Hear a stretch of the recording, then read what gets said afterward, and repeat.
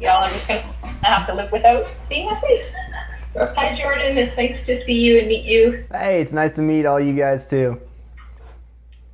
Yeah, this is Jordan. He's going to be the one walking us through some Facebook stuff, asking questions. Yeah, so, is this everyone then? Yes. Great. So to kick it off, I don't have a presentation or anything. I do better with questions. So, this is not formal at all. Just shoot questions my way, and I'm happy to help however I can.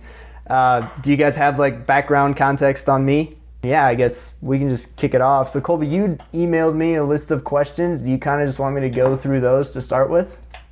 Yeah, I was thinking you could run through those. Those are, I'll put those in our channel, but these are some of the questions that we always run across, just me and them, when we're trying to set up things like what's the best way to go about these.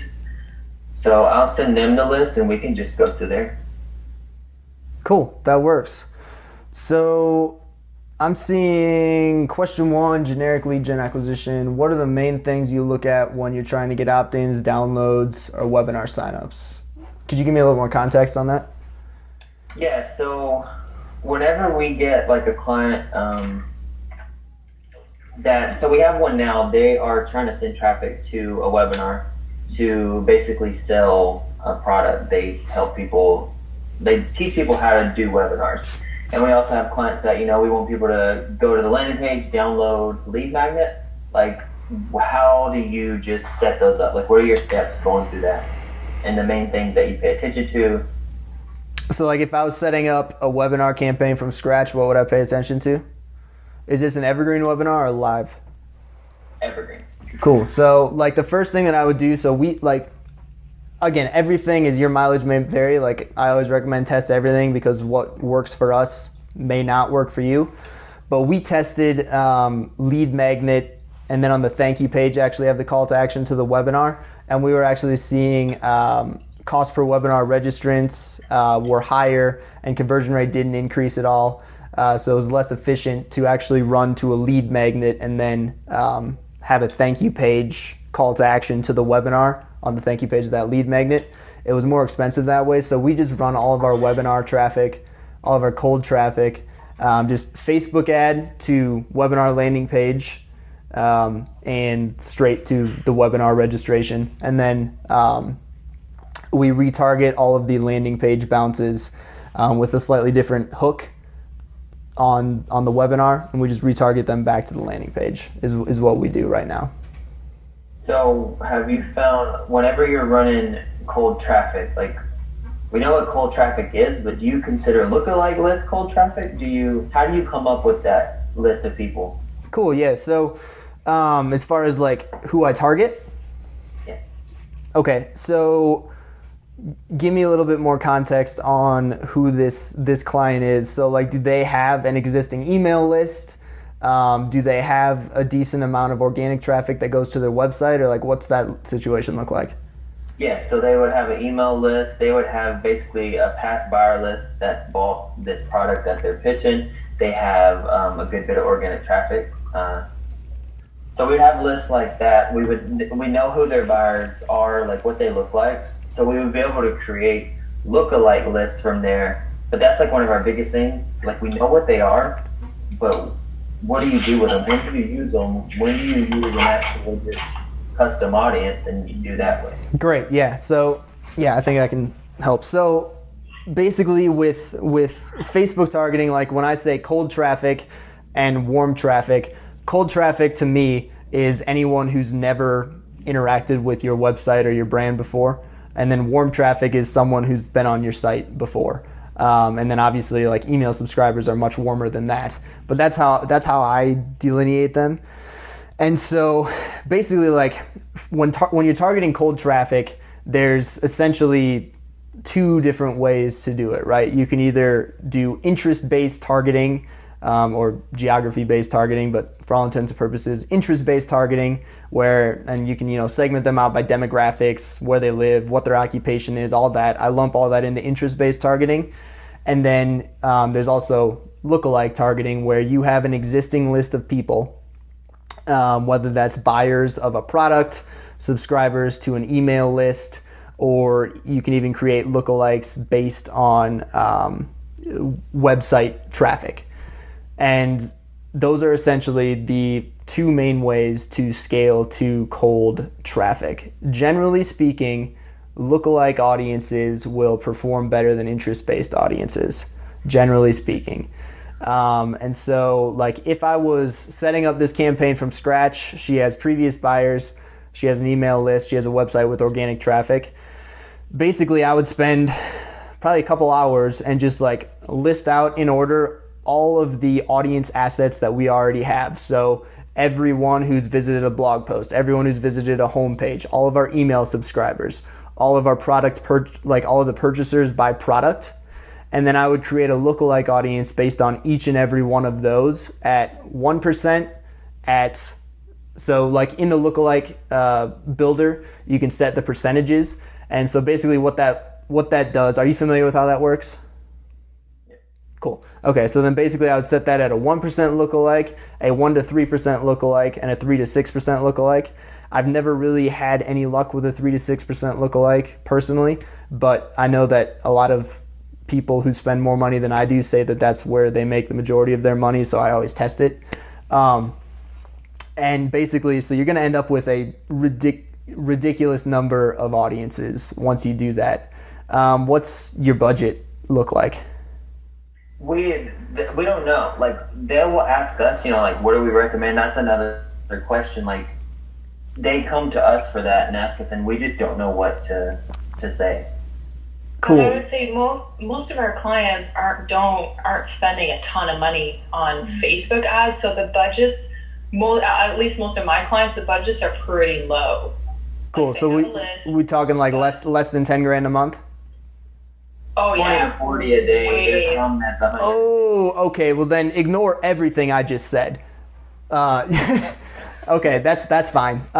So ignore everything I just said because you'll never get to where you need to be. So if you're spending $40 a day, you should really only be retargeting people who visit your website. There's no, like, at $40 a day, there's no need to try and make that budget work for cold traffic, because if they really have any organic traffic at all on their website, like, you're just going to spend that money much more efficiently if you target the email list and if you target website visitors. If targeting them, yeah, like the audiences that you target will be retargeted audiences basically for $40 a day. Now, if your client is just hell-bent on making cold traffic work, then I would just create a lookalike based off of your purchasers. You could add in some relevant interests if you want, that can help, and then target them with whatever budget you have left over. But like, as far as the order of ad spend efficiency, like, you're always going to be more effective. You're always going to get a higher ROI on ads when you target your email list first, and then when you retarget all your website visits, and then cold traffic is going to be your least ROI ads. And so if you're working with a relatively small budget, you might as well spend that as efficiently as possible and spend that on her existing email list. And if she gives you kickback, she's like, well, I own the email list, like, there's no need for me to spend money on ads to them. Email open rates are at 20%, click-through rates are at like 2%, and so there's a ton of room there for people on her list to, like, still be retargeted. Like, that's how I would solve that objection. So you wouldn't create a lookalike, you would just take that actual list of, say, 2,000 people, and you would use that custom audience and spit ads out to them? Yeah, I mean, it depends on your budget, right? But like, for low budgets, I would start there. And then I would just keep an eye on your, like, you can pull a report in your ads manager, like, called frequency or impression frequency or whatever. It tells you how many times in a week that those people see the ad. And if it gets above like 5 times a week or even 7 times a week, then you can look at kind of the next audience to target. So in that case, I would probably retarget your website traffic. If you start showing people ads more than 7 times a week, your ad will fatigue quicker, and so you'll need to either refresh the creative, or people will kind of just start getting sick of you. Makes sense. So for the type of campaign for like a Evergreen webinar or something like that, what would you suggest a daily budget or a lifetime budget be? for that. What's the price point of the product? It is like $397. Okay. I mean, like, it's whatever she wants it to be, right? But like, is she fairly new to webinars? Do her webinars convert well? She's teaching. She teaches how to do webinars. Like, she does good. This webinar is, she used to only do it as a live webinar. And it takes a lot, to produce that over and over. So she's wanting to take this one that she's recorded and turn it into Evergreen. Yeah, I mean, like, I'm sorry, I interrupted you. She tried running Facebook ads to not a webinar, but to the product, and like had no luck with it. For sure. So she's gonna turn it into Evergreen and do an actual webinar and then promote it that way. Yeah. And that was all cold. That was all cold traffic. That didn't work. For sure, yeah. I mean, you're never going to be able to run cold traffic to an info product, and like that's never going to convert. So yeah, like as far as a budget, like that's totally her call, right? Like if you're at a 200% ROI where you spend $1 on ads and you get $2 back within the first 30 days, like I would say scale that to the moon, but she might not agree. So it's totally up to her. What do you consider low? Like how do you choose from the budget's so low that we need to just retarget a list and then her website visitors, or this is actually high enough for us to run cold traffic? I would say like anything less than $100 a day, and you can probably get pretty good mileage out of that just by retargeting and using like existing email lists. Again, depending on like how much traffic they're getting to their website. If they're getting 2,000 people a month to their website, that's obviously not going to work. So like it kind of just depends on the audience base that you have to work with. Okay. Makes sense. And do you guys have a question on that? Not about that part, no. Cool. Retargeting campaigns, overall messaging copy, best type of images, what kind of budget? You can just kind of run through that the same way you did with that. So after you get say for this like webinar, when they land on landing page, they don't sign up. Of course, we want to retarget them. Mm-hmm. We also want to retarget the people that land on the page, sign up, and that don't attend. So what would something like that look like? Yeah, so like the thing that gets people to sign up for a webinar is what's in it for them, right? The hook. And so that like really that's the most important part when it comes to webinar registrations is the hook. And so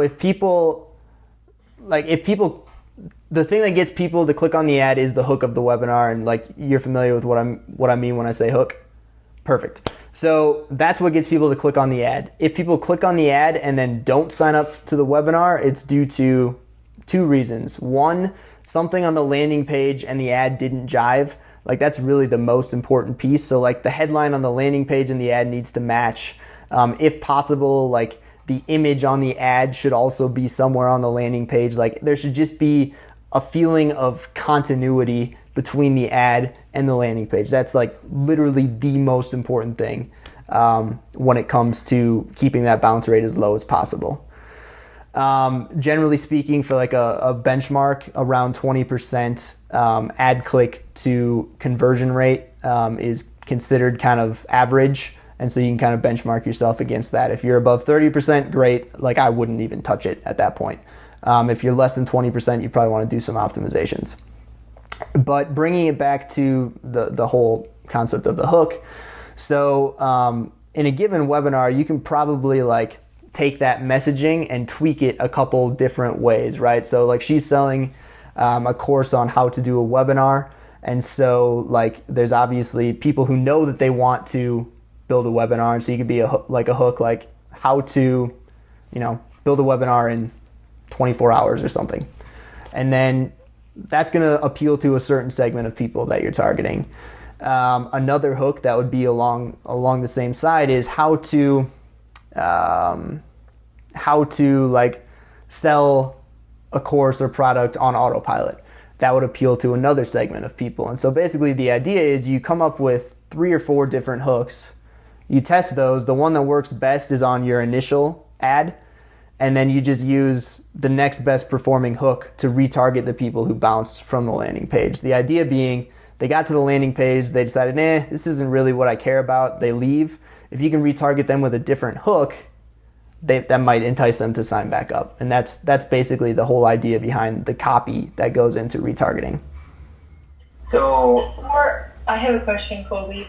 So for those retargeting ads, like you would change the hook, would you also change the image then as well? Like how much of the retargeting ads do you change from the original one? Yeah, that's a great question. So the basic order of like ad optimizations to affect things like click-through rates is the image is the very first thing that you'd always want to split test, because that's the thing that you see first. Like that's what either gets you to stop scrolling in your news feed or just keep on going by. So image has the greatest impact, generally speaking, on click-through rates. After image then is kind of a toss-up between the headline and the actual text of the ad. And so I would change the image for sure. And then obviously you'd have to change the headline because the hook is different. And I'd probably recommend changing the text in the body of the ad as well. Okay. Cool. How do you, when you create 3 different headlines or 3 different hooks to figure out, what someone clicks on or whatever, how do you segment those people? Like if you're going after people that they know they want to make a webinar, so you're going to be like, well, how do you do that in 24 hours? And then you have the people that want to do a webinar to sell a product. Are you just sending those 3 different hooks out to all the same people? Yeah, so like when I'm split testing different hooks, I have my ad set that's targeting, and like this is for me, so I'm targeting cold traffic, right? And so I have my ad set that's targeting my cold traffic, and if I'm testing 3 different hooks, then I would have those 3 ads within that ad set. There's the thing about Facebook is there's not really a perfect way to split test, and so it gets a little messy, but you generally get a pretty good idea within the first 3 days of which one is performing best. And so once there's a winner between those ads, I turn off the other ads, run with that ad, and then I create a new audience, which is a custom audience based on website views. And basically that is everyone who viewed the landing page but did not view the webinar thank you page in the last 7 days or however big I want that audience to be. And then that's how I retarget them. And then I just retarget that retargeted audience with the other 2 ads that I turned off from the previous ad set. Ah, genius. Okay. Cool. That makes sense to me. Cool. Any other questions on that? Sweet. E-commerce product sales. How do you know what to set the daily budget at? Should you use daily or lifetime budget for product launches? Okay, so for e-commerce product sales, how do you know what to set the daily budget at? So, like for a traditional e-commerce product, there's a few stages of the funnel, right? There's a click, there's the landing page view, there's an add to cart, and then there's, the move to the order form, and then there's the actual purchase. And so like something like, your clients may vary, but industry average is like 60% of 60% of order forms are abandoned, right? And so depending on, let me back up. So are you familiar like with Facebook conversion optimization? In order for Facebook to understand what a conversion is, and in order for Facebook to understand the type of person that is likely to perform that conversion, 20 of those conversion events, whatever those are, need to happen per week in order for that optimization to work. You familiar with that? Mm-hmm. Great. So based on what your budget is, then that will determine what you need to set your conversion event to. So let's say and this doesn't really apply if you're selling, what's the average price point of a product that you're talking about here? $99. Okay, so for a $99 product, let's pretend you're getting a 2x ROI on Facebook ads. So that means you're spending $50 per purchase. So in order to get 20 purchases for that actual purchase conversion event for you to optimize for that, like you'd need to have a budget of whatever 50 times 20 is, $1,000 per week. Does that make sense? Yes. So if you don't have a budget of $1,000 per week, then you need to set your conversion event a step up, I guess, up the funnel. So in that case, you'd probably want to set your conversion event for add to cart, simply because your add to cart price is probably going to be like $20 per add to cart or something like that. And so you can then optimize for an add to cart conversion event at a much lower budget and still have some degree of certainty that, like, you know, that on average 4 out of every 10 people who add to cart are going to actually complete that purchase. And so you can kind of reverse your KPIs and back into the number that you need to hit. Okay, so whenever you say you run that for, it takes 3 weeks until you get like 20 conversions in 1 week. Once you're getting those numbers, what do you do then? Do you just change that goal then to optimize for an actual purchase, or is there more that goes into that? Yeah, so the golden rule of Facebook ads is never change something that's working. And so if you have an ad set that's running profitably, you leave that. And what I would do is, like, let's say that you've been targeting add to carts and you're at a point now where you're getting 20 conversions a week. I would duplicate that ad set that's targeting add to carts, and then I would change the conversion on that duplicated ad sets to conversions, and then I would see which one performs better. Oh, perfect. Okay, cool.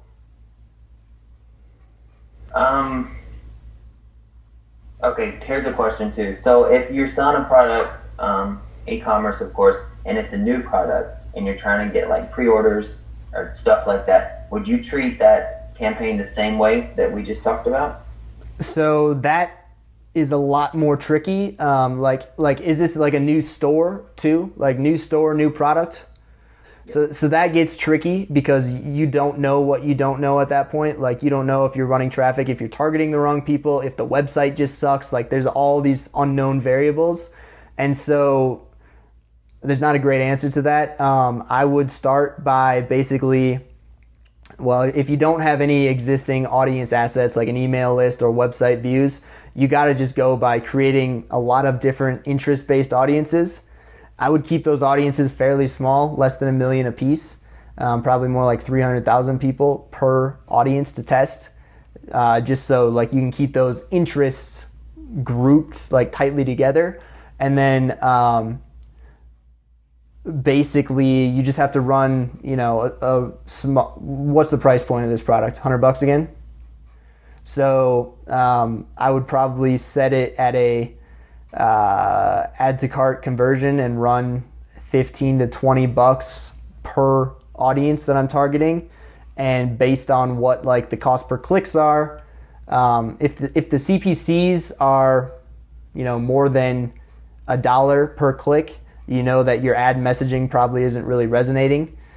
So that can give you some insight on that you need to change your ads. And if your add to carts are more than, you know, $20, you know that, again, either this audience is just not interested in the product, or you need to do some work on your landing page. Cool. There's not a great way to go about doing that, though. It costs a lot of money to just get that dialed in. So when you're creating your interest-based audiences, like, are you just creating one audience, say 30 to 65 men and women live here, interest? How many interests would you group into that? It wouldn't necessarily matter. It's just like, as long as the total, like on the right-hand side, you can see the number of people in that audience. As long as that was less than like 500 grand, that's what I would go by. Perfect.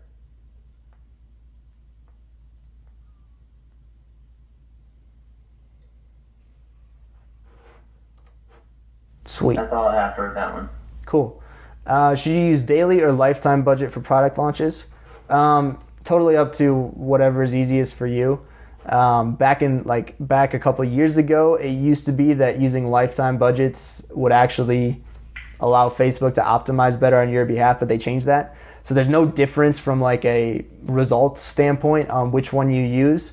If you're going through a traditional like info product launch, and you're running like a lot of different ads to like a PLC 1 in 2 days and then a PLC 2 in another 2 days. I found it easier to do a lifetime budget on that just because it gets really messy trying to like if you have like a 30K spend goal in a 14-day period of time, it gets easier to just use a lifetime budget for those. But for the most part, I use daily, but it's whatever's easiest for you, really. Okay. Makes sense. Boosted posts, when choosing your audience or targeting, what's the best route to go? So we've done a few boosted posts, and of course with like just regular text posts, you can go in and you can do it through like the ad, the power editor or whatever, and you can like set it up as like this huge ad thing. Mm-hmm. There's some confusion there. Like if you do it from the page, what I see is like you can't pull in lists and you can't, I don't know. I just want to know, how do you target these people? Do you send them to the people who like Facebook? Do you send them to their friends? Do you actually create an actual targeted list for this boosted post? What's the huge difference between a boosted post and a regular ad? Like the only difference is that boosted posts kind of have like a dumbed down interface. It's more for like local business owners who are kind of just doing it themselves and just, care about things like impressions and reach. Other than that, there's no difference. Like you can take that post ID and you can put it in the power editor and you can target that just like a normal ad. And so like I never use the boosted posts on the page myself. Like what's the context? What's the purpose of this boosted post? We have a client that is having a live event, and she did a Facebook Live basically talking about the event and why she wants people to go. Mm-hmm. And we wanted to boost that post. And now initially was going to the power editor to set it up as like just a regular ad, mm-hmm. so I could target other people, but it wouldn't pull the video through. Like it's like I couldn't use that post. So I just didn't know what should we do with that? Because I know you ran Facebook Live ads and stuff. Yeah, like, I guess you might have to show me what you were doing. Like when we ran our Facebook Live and then boosted it as a normal ad, I just took the post ID from the URL and then I just created a new ad, and then like at the actual like ad creative part where you can like add your images and stuff, there's also the option to use a post ID. You familiar with that? Yeah, that's what I did. Okay, it may just have been something wrong with honestly, like it could have very well just been a glitch in Power Editor or the platform. Like for being a multi-billion-dollar company, their ad platform kind of sucks sometimes. Right. Okay, so you would just take the post and you would create it like a regular ad. I would, yeah, just because I'm familiar with those targeting features, and like the boosted post just doesn't give you nearly as much flexibility. Gotcha. So is there any instance when we'd want to like recommend for a client to do boosted posts, like to do both Facebook ads and a boosted post, or boosted posts instead of Facebook ads? I can't really think of any. Like they're the same thing. It's just a different interface that you're using as an advertiser to make that happen. Does that make sense? So say we have like a local business and they wanted people in that local area, would that be a good time to just use the boosted post interface? It might be. Like personally, if I was running it, I would still just create a normal ad, and then that way I have like in my ad set, I have all my geo-targeting features that I need, and like I'm just more comfortable using the Power Editor. But like if the boosted post interface has what you need to target the people you want, go for it. Okay, gotcha.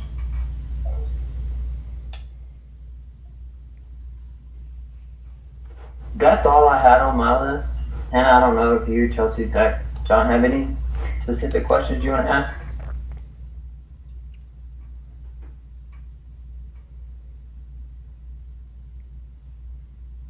Yeah, I kind of have one. So I have a client that we're running some ads to Lead Magnet right now. So they have two funnels. They have like one that goes through it pushes people through a sales guide. They have another one that's just like a webinar funnel, and they sign up, through the website. But we're having a hard time now, so we're like seeing that we're getting a ton of leads out of the lead magnet ads, but we're trying to figure out how to like attribute sales to which funnel. What CRM is your client using? Active Campaign. So the way that we do this in Infusionsoft, and you can do the same thing in Active Campaign. The way that we do this is we do our attribution at the tag level, which literally means that for every for the lead magnets, that should be pretty easy. You just set the form to apply a tag, and then you can, when you're doing your sales attribution, you can look at the contact and see if that tag is in there. Okay. That's how we do it. For webinars, it's a little bit of a pain in the ass if you're using Webinar Jam, because like Webinar Jam, you can only tell it to apply one tag on red. Like you have to have a new webinar for each funnel, basically. And so we've got all sorts of duplicates of our webinars, but that's the best solution that we've found. The real answer is there's no great solution ever. Okay. Fair enough.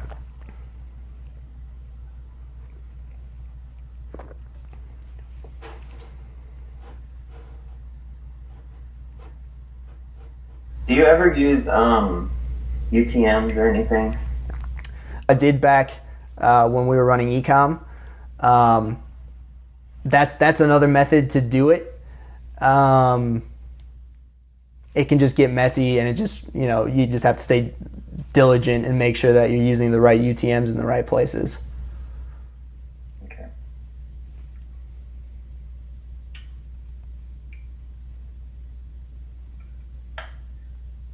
I don't want to ask all these questions, but I could just keep going on and on. Keep going, man. I've got like another hour slotted out, so. I can't hear you, John. Oh, that's the worst. There we go. Oh, there he is. I'm used to Google Hangouts where I just hit Command D and actually turn on the microphone. No, Colby, I actually like where your head is at, where you're going in this direction, because you're just kind of going through some of the stuff that we've just had, and just keep after that. I think I like where it's headed. Cool. You kind of already touched on this, but we'll have some clients, they'll come in and they'll want like X amount of ads, basically run and say 4 ads for one thing. And in the beginning, like the way our mind would think, and I know mine at least, I'm like, all right, so 4 ads, we need 4 images, we need 4 different sets of ad copy, put them all out there, and eventually that's not the way you do it. So like whenever you're split testing ads, kind of what you already said, but if you have a client that wants X amount of ads, what does that look like? Does it look like 4 completely different ads, or one ad copy with different headline here, here, and here? Yeah, so is the question like what is considered 4 different ads, or if you're trying to split test to get to the best solution, how would I approach that? The latter. Okay, cool. So like anytime you split test, you only want there to be one variable. And so first of all, within a given ad set, you never really want more than 4 ads, just because Facebook has a hard time with its algorithm deciding which one is best. And so like it'll just throw off your results. Usually I try and keep 2 ads max per ad set. Because basically what Facebook will do, and you might already know this, but like just a little bit of context, basically Facebook looks at your ad and then looks at the people who have engaged with that ad, like the first 10 people who engage with the ad, Facebook will look at them and then make a determination, are these people the types of people that you're trying to target? And if so, then Facebook will find more people like that. If not, then it'll just kill the ad. And so basically what that means is Facebook makes these decisions on a very small sample size. And so if you have more ads in there, then there's just a lot more random variance based on the people who interact with that ad. And so it'll throw off your optimization down the road. And so that's why I usually only test 2 ads in a given ad set at once. And so the first thing that I do is like for self-publishing school, for example, if I'm split testing ads with the intent to get CPLs down, we know that our landing page is pretty solid. And so basically it's just like a matter of trying to get CPCs down. And so we know that we have hooks that historically have performed very well. And so usually I'll keep the same headline, the same text, and then I'll just split test images. And that is the biggest bang for your buck as far as split testing goes. Once you get to where like you're not really seeing any benefits from split testing images, split testing videos, carousel ads, all the different creative formats. Once you get to a point where you're seeing diminishing returns there, then you can go into split testing your headlines. After you get like a hook dialed in, then you can go into split testing like long form and short form ad copy. Like for a while at self-publishing school, we were running like long form ad copy. It was like 600, 800 words. Like you had to scroll to get to the bottom of the ad. And now we're running like 15 word ad copy. And you just got to keep testing that. Okay, so the copy is actually the last thing that you go for. From a CPC perspective, yes. Because like the image will impact CPC the most, and now obviously like the text and all of that will impact what happens after they click on the ad. But as far as like the quickest results, testing images is going to get you there. Images via video. Getting, like a low cost per click, then basically the imagery maybe would be good if actually was on that actual page because people aren't opting in. Yeah, so like if I'm getting a low cost per click but still getting a high cost per lead, that means either my targeting is wrong or it means that something on the ad and the landing page aren't jiving. And so then I could either do a better job of explaining what to expect in the ad copy, or I can check and see if there's like inconsistencies in like the headline match between the landing page and the ad, and just try and figure out what's going on there. So you would check for inconsistencies first, and then if that doesn't fix it, then you would check your targeting? Yeah. Okay. And like again, that's because I know what audiences tend to work for us. If you're starting from scratch, and like I'm assuming like I know you're a decent copywriter, like I would put the blame on an audience that you've never tested before. Like I would say that would be the problem before your copy would be the problem. Okay, makes sense.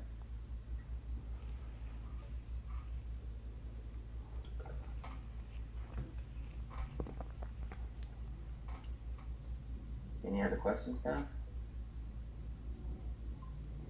I got a couple of basic ones just because I'm getting into it. For sure. It's kind of the traditional question about like how to not screw up when you're getting started. Like Facebook ads, I do a lot of different things, but Facebook ads is new for me. Mm-hmm. And I guess I'm curious, like from all of your experience, what do you think people get sucked into the most? That's the biggest waste of money. That is kind of like what are the top 1 or 2 things where you can just be like, just don't ever do this because it's just not worth the money. Yeah. Good question. So like, I would say the first point is, especially like you're just starting out, like there's never a best solution or there's never a right way to do things.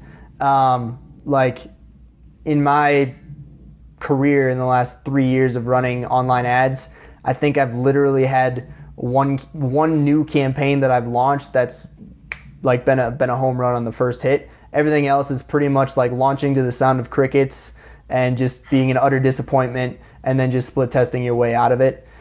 So like anytime you launch something new, it will almost never work. And if it does, like that's amazing. So that's the first thing. As far as like ways to avoid wasting money, it's just like be super unemotional with everything about the campaign. So your audiences, your copy, your images, like we're running images right now. Like, and last month we were running like $3,000 a day to them, and I just hated everything about all of them. Like in my mind, there was no reason they should have ever worked. Like I'm just like, what type of person clicks on this? But it, like it was just performing far and away better than anything else we'd ever done. So like I would say that's my best 2 cents of advice.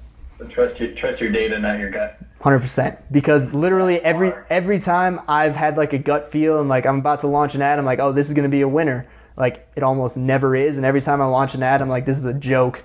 It usually performs better than I'd expect. So cool. So coming back to your point about like when you're just getting started with ads, how long should you be like split testing and running ads? Like, because we sometimes like don't have a long time frame and we kind of need to see results, but I think sometimes we haven't been giving them enough time and split testing enough and then optimizing them to actually see the results. 100%. And like that's really tough, right? Especially if you have clients who are like chomping at the bit, like, come on, why aren't you printing money for me? It's tough. I'm empathetic to that. Like I think the first thing that comes into play, and I was chatting with Colby about this a little bit as well, is like just set expectations with your clients up front. Like, look, this takes time. It takes time to get this set up appropriately, and it takes time to split test and to get to where we need to be, especially if they've never run like ads before and their funnel's not proven to paid traffic. Like just be merciless in how you set expectations there, because otherwise they'll just be merciless with you. Like they see all these gurus on Facebook, print money, just buy this course, and it's not that easy. So that'd be the first thing, and I think that'll take you a long ways. But the second thing, so Facebook continually will try to optimize on your behalf, right? It's in Facebook's best interest that you make money so that you spend more. And so like Facebook is very different than any other advertising platform, because Facebook will change everything on their back end to try and optimize for you. So generally, if you're like split testing ads, generally between 48 and 72 hours is how long I let something run before I make a decision on whether or not I want to kill it or scale it or try something else. Like usually the first 24 hours I launch an ad, the performance is pretty bad, and then it picks up pretty significantly on the second and third day, and then it'll kind of start to stabilize from there. Within that, just because there's such a significant variant between running 3 days of ads with somebody who's spending $100 a day versus some 3 days with somebody who's spending 10 grand a month.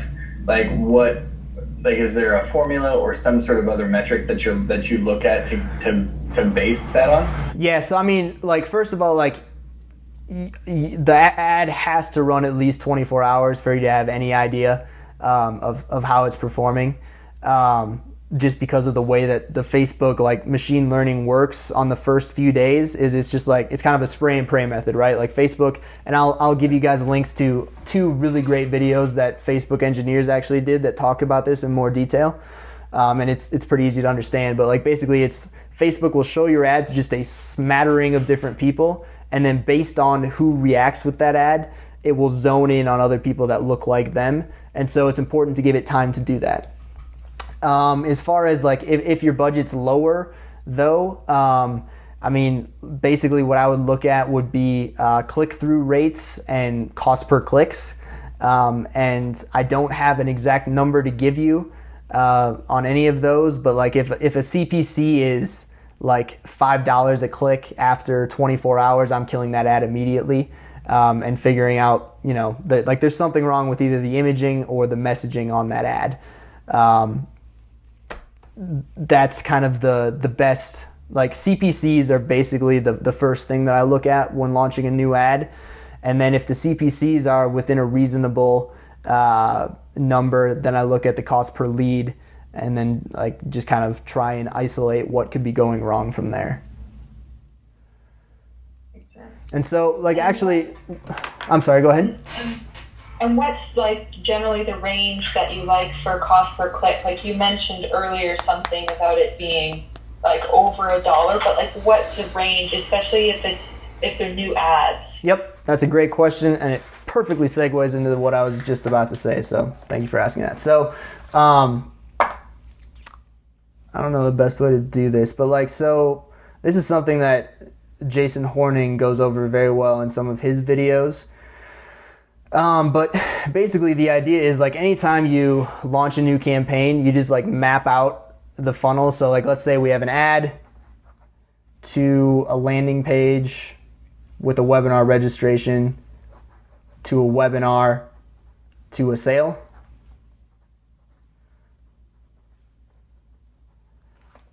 And I don't know if you can see this. Yep, you can see that. Check it. All right, so basically, like, let's say we're selling a $1,000 product. For the sale. So like a conservative industry benchmark for a webinar is like, it's higher than 1%, but for the purposes of this, let's just say that the conversion rate for a webinar is 1%, right? And so if we want a 200% ROI on our ads, that means that we're willing to spend $500 on advertising for every $1,000 sale, right? So if we get a 1% conversion rate on that webinar, that means that we're willing to spend 1% of that $500 on each webinar attendee, right? So 1% of $500 is $50. And so you just put that $50 like on the arrow between the landing page and the webinar. And we know that the industry average for most landing pages is around 20%, which means that we are willing to spend 20% of $50 for each lead, which means that we are willing to spend $5.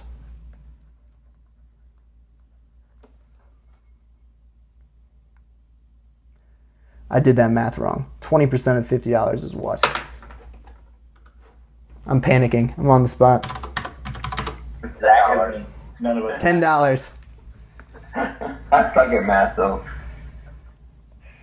So $500 we're willing to spend to get the purchase. 1% of $500. Oh, that's what I did wrong. Okay.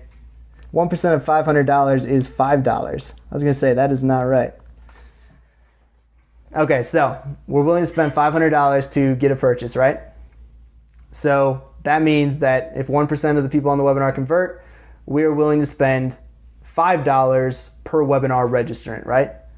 And if we know that 20% of the people who click on an ad will actually register for the webinar, we're willing to spend 20% of that $5 per registrant, which means that in this case, we're willing to spend about $1 per click. Make sense? That makes total sense. And so then basically, like, obviously any past data you have is always going to be better than this method, but this just gives you a benchmark so that when you launch a new campaign, you can look at your data and you can see, oh, well, my ads are at $3 a click right now. So that means my webinar either needs to be converting at greater than 1% or my landing page needs to be converting at greater than 20% for this to ever have a chance at breaking even. That's a cool metric. Yeah, it is. That makes sense because like there's been times I'm like, how do we know what we need to spend in order to get X? You know, like there has to be a metric there and some algorithm where we spend this much to get this percentage. That's been the big question. Yeah, so whenever you start a campaign, do you like throw numbers in something or like map this out on paper numbers wise and then decide what you need to measure per ad? Yeah, so anytime I launch a new campaign, like without prior benchmarks to look at, like obviously for I know all of our metrics, so I don't do this anymore. But anytime I launch something new, I map out what the funnel looks like, and then that way I have a benchmark so that when I launch the ads and I take a look at them in 3 days, I can see like, okay, where are we missing the most? I can, make a hypothesis on why we're missing, and then I can start optimizing towards that. Genius. Okay. I like it. That makes it feel better because like when we throw out ads, it feels like sometimes the first week it's out of your control. Like because it's like I didn't even realize that we needed to get that granular and just do projections and then measure it by that. But it's like for a whole week I'm like, is this good? Is that bad? It's like it takes that. It's terrifying. To actually get data and then you can read it. But that would be nice to go back to the client and be like, look, if we want to get this return, we need this to happen and we need to spend this much. Yep, exactly. And it makes your client more confident. And if your client sucks at webinars and your numbers are in line, you can say, look, we're doing what we need to do, like step up your game. Do you actually have that, like map that out and actually talk to the client about it from that point when what we were talking about earlier about setting expectations with the client? Is that part of your like merciless, like get them prepared for what's going to happen? Yeah, for me, a lot of them will come with like delusions of grandeur and like, you know, this is going to be amazing. It's going to take my business to the next level. And I'm just like, look, like throw all of that out the window. This is hard. Like it takes time and there's no such thing as a, you know, easy button solution. And like I very, very severely under promise on how it's going to go. So then that way, you know, even if it does just go average, like they're still thrilled. Cool. And tell them what I had asked you about the other day about like timelines. You know, we have clients that come in, new clients, they talk about ads, they want these ads turned around 3 days, they want them up and running, and in 2 days, where's the progress? Yeah, so I've never ever promised anyone like a new campaign from scratch in less than 2 weeks. Usually I get it done by the end of the week, but like I know myself and I know like Horning and most Facebook guys that I talk to, that's kind of the standardized like two business weeks from when you approach me will give me time to do my research, my copy, get all the tracking in place and everything else. And like honestly, like if a client doesn't have 2 weeks to wait for like this paid traffic campaign, like that's probably a red flag for me as far as client selection goes. But I like that. Thank you. I'm so glad we recorded this. I feel like I could rewatch these questions like 5 times and take out of it over and over. Anybody have any other questions?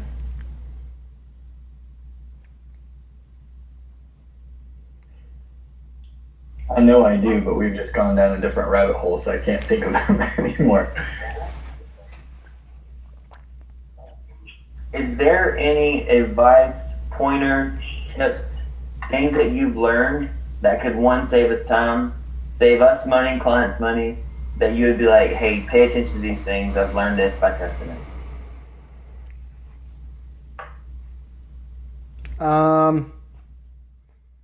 Like I would just say really it's just like come up with a methodical system on how you, like after you've launched a few campaigns, like come up with a methodical system on like, hey, here's like just create an SOP for it. David will love that.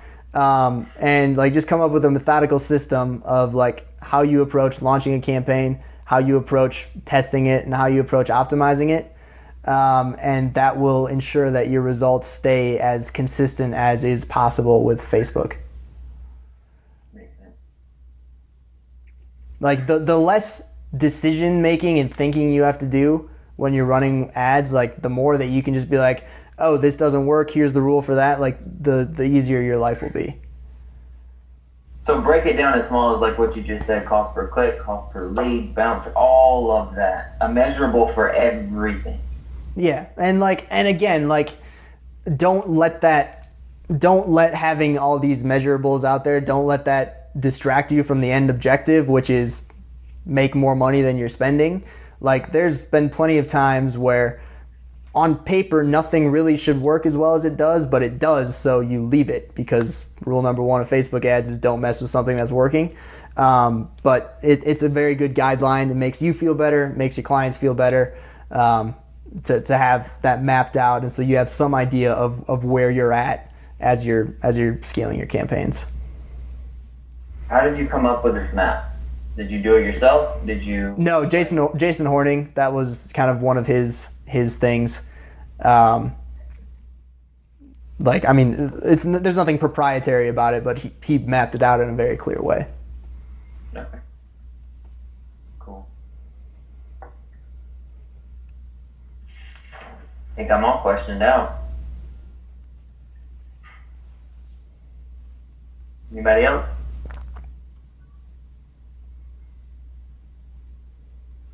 Cool. And I wanted you to know that here at we're really good at the pregnant pause and just waiting until it gets uncomfortable enough that somebody just moves it forward. That's the best way to do it. That's like the secret to sales, right? Is like you make the sale and you just sit there until they say yes. Yep, absolutely.